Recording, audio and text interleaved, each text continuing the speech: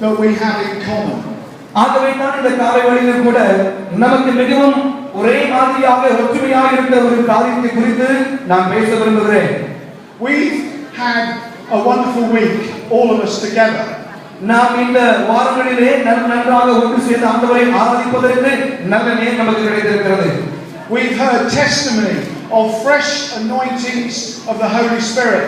பரிசுத்த ஆவியானுடைய புதிதாய் பரிந்துரைக்கப்பட்ட கிருபையினை நாம் சாட்சி மூலமாக பகிரும்படியாய் கேட்டுக்கொண்டோம். But all of this will mean nothing. It'll be just a warm feeling unless our lives are transformed. இவை எல்லாம் நடந்த போதிலும் கூட நம்முடைய வாழ்க்கையானது மறுரூபமாக்கப்படாவிட்டால் இவை நடந்ததினாலே ஒரு பிரயோஜனம் இல்லை.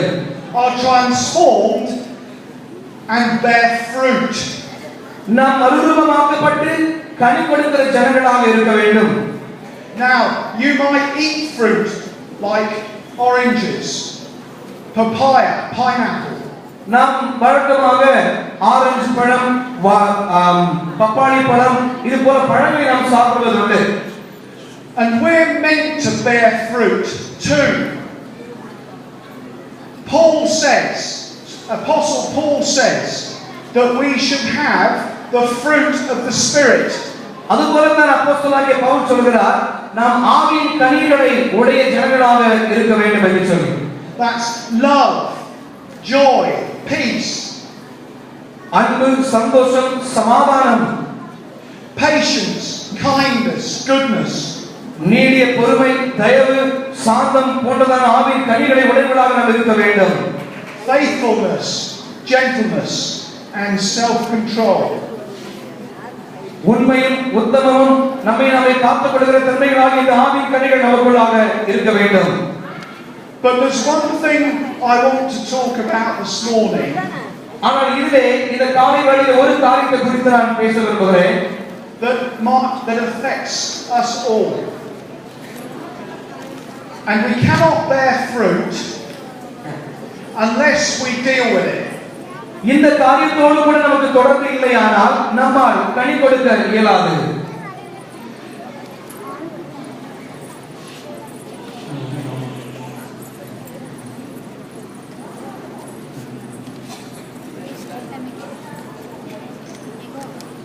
We've all been hurt by someone at some time. நாம் अनेक நேரங்களிலே अनेகரால் வேதனைப்படுத்தப்படுகிறோம். Causing bitterness. அதன் மூலமாக மனக்கசப்பு நமக்கு கடந்து வருகிறது. And unforgiveness in our hearts. நம்முடைய இதயத்திலே அவர்களை மன்னிக்க முடியாத அளவுக்கு மனக்கசப்பு ஆட்கொள்கிறது. Jesus today wants us to look towards what is ahead. இயேசு இந்த காலை வேளையிலே இப்படிப்பட்ட வெறுப்புகளுக்கு நேராக இருந்து நாம் விடுவிக்கப்பட வேண்டும் என்று விரும்புகிறார். To bear fruit for him. அவருக்காக கனி கொடுக்கிற ஜனங்களாக இருக்க வேண்டும் என்று விரும்புகிறார். Jesus wants you to be free. இயேசு நாம் சுதந்திர ஜனங்களாக இருக்க வேண்டும் என்று விரும்புகிறார். He wants you to be free. நீங்கள் எல்லாவற்றிலும் விடுவிக்கப்பட்ட சுதந்திரமுள்ள ஜனங்களாக இருக்க வேண்டும் என்று விரும்புகிறார். And we can't have that freedom. நாம் அந்த விடுதலையை அவருக்குள்ளாக பெற்றுக்கொள்ள முடியும். Unless we've forgiven and been forgiven and we forgive. மற்றவர்களை மன்னித்தும் மற்றவரால் மன்னிக்கப்பட்டும் இருக்கும்போது மாத்திரமே இந்த வகையான காரியத்தை நாம் பெற்றுக்கொள்ள முடியும்.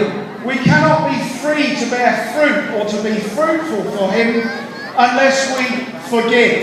நாம் மற்றவர்களை மன்னிக்காத வரையிலும் அவரோடு கூட சேர்ந்து நல்ல ஒரு கனி கொடுக்கிற அனுபவத்துக்குள்ளாக வர இயலாது. I want you to turn to Matthew chapter 18. எல்லாரும் மத்தேயு எழுதிய சுவிசேஷம் 18வது அதிகாரத்துக்கு நேராக உங்கள் சிந்தையை திருப்பிக் கொள்ளுங்கள். மத்தேயு 18ஆம் அதிகாரம். I want you to look at verse 21 and verse 22. அது 21 22வது வசனத்தை வாசிக்கிறேன். அப்பொழுது பேதுரு அவரிடத்தில் வந்து, ஆண்டவரே, என் சகோதரனுக்கு விரோதமாய் குற்றம் செய்து வந்தால் நான் எத்தனை தரம் மன்னிக்க வேண்டும்? 7 தரம் மட்டுமோ என்று கேட்டானதும் இயேசு 7 தரம் மாத்திரம் அல்ல 70 தரம் மட்டும் என்று உனக்கு சொல்கிறேன். Well, we know that the apostle Peter had a brother called Andrew.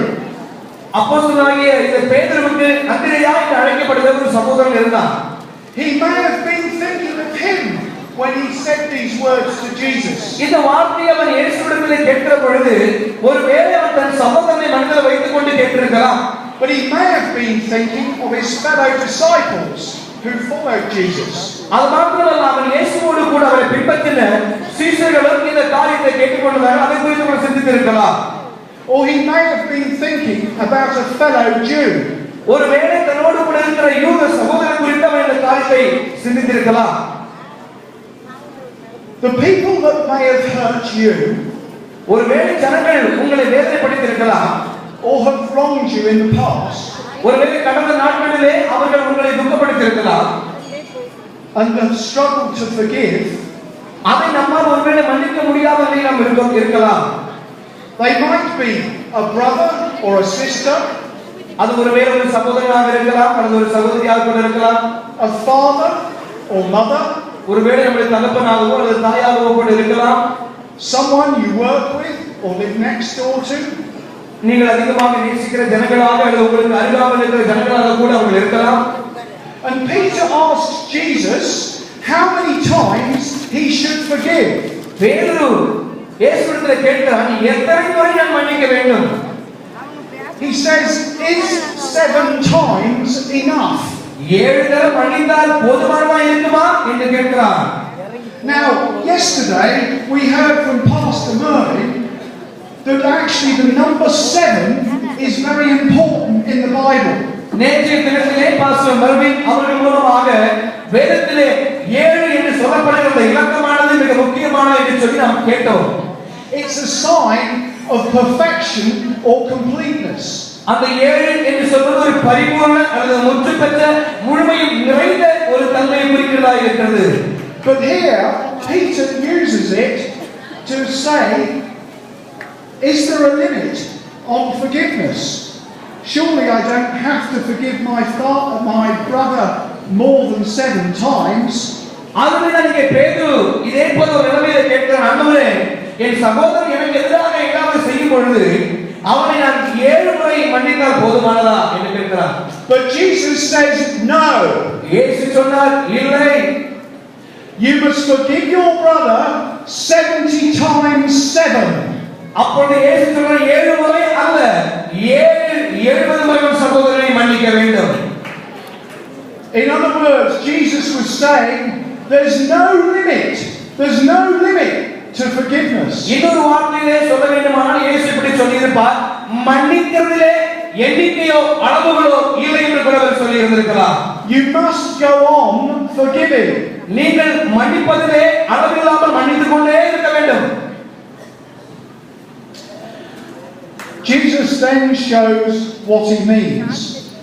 If we continue to read in Matthew chapter 18 from verse 23, இயேசுவை சொல்வதற்கான காரணம் என்னவென்று நாம் 23ஆம் வசனத்திலிருந்து 25ஆம் வசனம் வாசிக்கும் வரைக்கும் நாம் தெரிந்து கொள்ளலாம். நான் வாசிக்கிறேன். எப்படியெனில் பரலோக ராஜ்யத்தின் ஊழியக்காரரிடத்தில் கணக்கு பார்க்க வேண்டும் என்று ஒரு ராஜாவுக்கு ஒப்பாய் இருக்கிறது.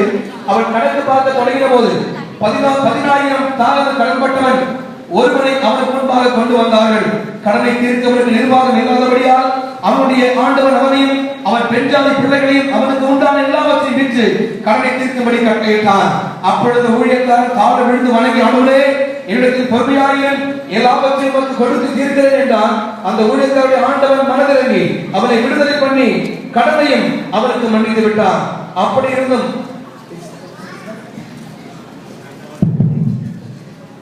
அப்படி அந்த 27 வாசிக்கிறவர்கள் அந்த ஊழியக்காரரை ஆண்டவன் மனதிறங்கி அவரை விடுதலை பண்ணி கடனை மன்னித்து விட்டார். அப்படி இருக்க அந்த ஊழியக்காரன் புறப்பட்டு போகையில் தன்னிடத்தில் 100 வெள்ளிப்பணம் கடன்பட்டிருந்தவன் ஆகிய தன் உடன் வேலைக்காரர் ஒருவனை கண்டு அவனை பிடித்து தொண்டையை நெரித்து, நீ பட்ட கடனை எனக்கு கொடுத்து தீர்க்க வேண்டும் என்றார்.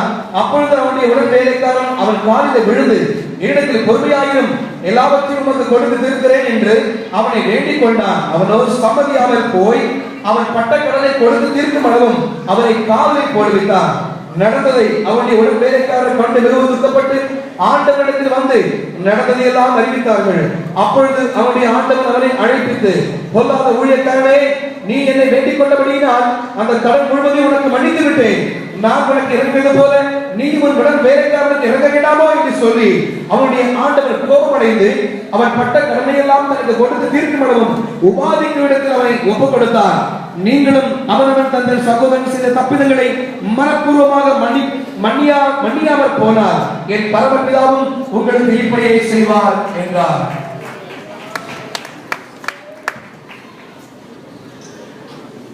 One thing we notice is that Jesus' kingdom is one where forgiveness is present.